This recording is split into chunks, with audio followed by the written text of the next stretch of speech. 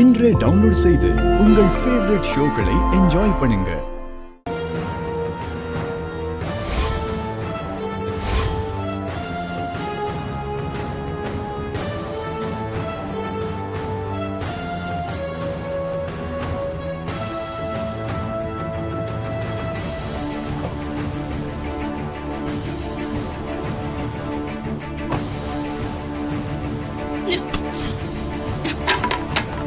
ஈஸ்வரி, எதுக்கா மாப்பிள்ள திங்ஸ் எல்லாம் தூக்கி வெளியில போடுற?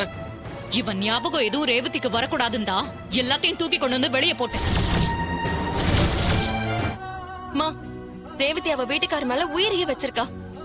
ஹாஸ்பிட்டல்ல பேசலனா என்ன, வீட்டுக்கு வந்தது அவர்கிட்ட பேசுவா பாருங்க. ஏய், டாக்டர் தான் அவளுக்கு 2-3 வருஷம் ஞாபகம் இல்லைன்னு சொல்லிட்டாங்க. அப்புறம் எப்படி இவங்கிட்ட பேசுவான்னு சொல்ற?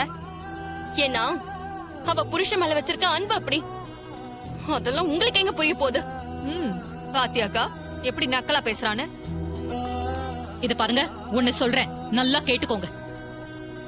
எனக்கு என் பொண்ணு உயிர் தான் முக்கியம்.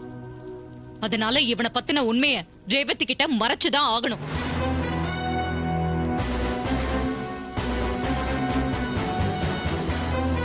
நீங்க யாராவது அவகிட்ட போய் உனக்கு ஏற்கனவே கல்யாணம் ஆயிடுச்சு, இவன் தான் அவளோட புருஷன்னு சொன்னீங்க, அப்புறம் நான் மனுஷியாவே இருக்க மாட்டேன். அதனால யாரும் இவனை பத்தி மூச்சை விடக்கூடாது.